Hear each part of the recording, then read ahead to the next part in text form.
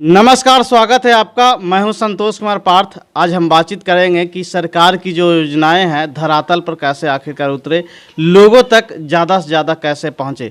इसी विषय पर बातचीत करने के लिए इस वक्त हमारे साथ हैं विकास जी। हम बातचीत करेंगे विकास जी से। सबसे पहले हम जानेंगे कि इनको पब्लिक ऐप कैसा लग रहा। नमस्कार सर, सबसे पहले आपको पब्लिक ऐप बहुत ही एक अच्छा एप्लीकेशन है। इसके माध्यम से हम लोग अपनी आवाज़ को जन लोगों के पास पहुंचाते हैं और हमारी आवाज़ दूर दूर तक जाती है। और ये बहुत एक अच्छा माध्यम है, क्योंकि जो चीज़ गवर्नमेंट हो या फिर लोगों के बीच में क्या हो रहा है, कि क्या गतिविधि चल रही है, लोगों के पास सोशल मीडिया के माध्यम से पहुंचती ही है। फेसबुक है, इंस्टा है, ये सारे चीज़। लेकिन पब्लिक ऐप एक उसको अच्छा न्यूज कवरेज दे करके लोगों के बीच पहुंचाती है। ये बहुत ही अच्छी चीज़ है। चलिए हम जानते हैं, सबसे पहले जानेंगे कि आखिरकार रोजगार की क्या स्थिति है बिहार के अंदर में। वर्तमान स्थिति अगर देखा जाए हमारे बिहार राज्य में, तो रोजगार की बहुत ही दयनीय स्थिति है। हम लोग युवा कहीं ना कहीं बेरोजगारी का बहुत बड़ा आलम झेल रहे हैं। अभी वर्तमान में आप देखे होंगे, हाल ही फिलहाल में कोविड-19 का वैकेंसी निकला था, वैकेंट सीट डाटा ऑपरेटर का, MBBS का, NM का, GNM का, बहुत सारे पोस्ट थे।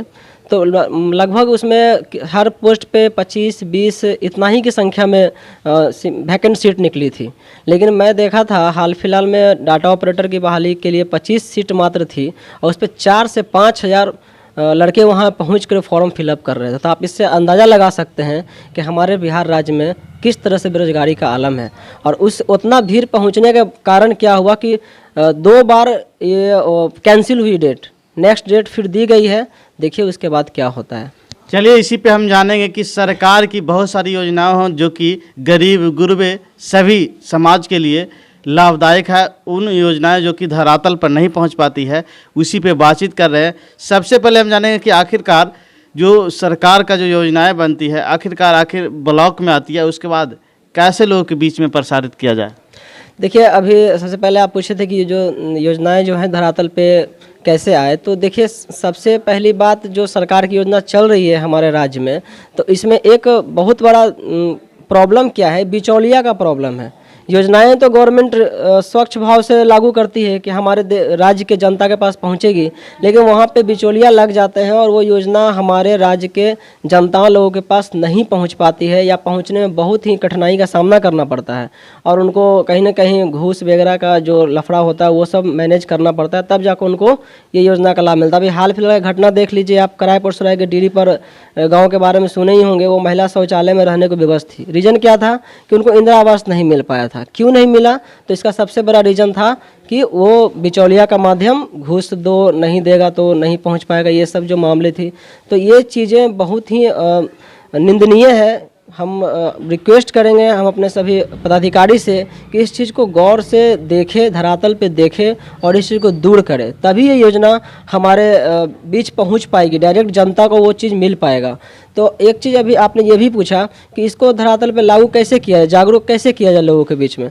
तो मैं एक रिक्वेस्ट करना चाहूँगा, और हम अपने सभी सामाजिक तबके के जो लोग हैं या सामाजिक कार्यकर्ता जो हर एक गाँव में कहीं ना कहीं हैं ही, तो हम सभी वैसे लोगों से ये ज़रूर रिक्वेस्ट करना चाहूँगा कि जो भी ब्लॉक की योजनाएं चलती हैं, तो अपने गांव में पंचायत भवन है, सामुदायिक भवन है, मंदिर है, उस जगह पे बैठ करके सप्ताह में या फिर महीना में एक बार इसको थोड़ा जागरूक करने का कोशिश हम लोग करेंगे, लोगों के पास पहुंचाने की कोशिश करेंगे। तो डायरेक्ट जनता को पता चलेगा कि आखिर क्या क्या योजना गवर्नमेंट हमारे लिए दी है। ऐसे तो ये काम वहाँ के जनप्रतिनिधि को करना चाहिए, जो वहाँ के वार्ड हैं, पंचायत समिति हैं, सरपंच हैं, ये सब जो लोग हैं, जो भी जनप्रतिनिधि जीते मुखिया हैं, तो इनको चाहिए कि महीना में, सप्ताह में एक बार बैठक करके आम सभा लगा के इस योजना की जानकारी दें, कैसे लोगों के पास पहुँच पाए। लेकिन अफसोस की बात है, हमारे राज्य के लिए बहुत ही बड़ी अफसोस की बात है कि जनप्रतिनिधि जीतने के बाद हमारे जनता के पास नहीं पहुंच पाते हैं, और तो ये योजना के बारे में क्या बताएंगे। तो हम जैसे जो भी हमारे सामाजिक लोग हैं, सामाजिक कार्यकर्ता हैं, इनकी दायित्व बन जाती है इस स्थिति में कि हम अपने सभी लोगों के पास जानकारी दें, उसको वहाँ पहुँचाएँ और ये बिचौलिया का माध्यम को ख़त्म करें, जिससे कि बहुत सारे गरीब तबके के लोग के पास ये चीज़ नहीं पहुँच पाती है, जो हमारे लिए बहुत ही दुर्भाग्यपूर्ण है। और बहुत सारे महिलाएं हैं, बहुत सारे वृद्ध लोग हैं जो बेबस हो जाते हैं योजना का लाभ लेने के लिए, नहीं मिल पाता उनको लाभ।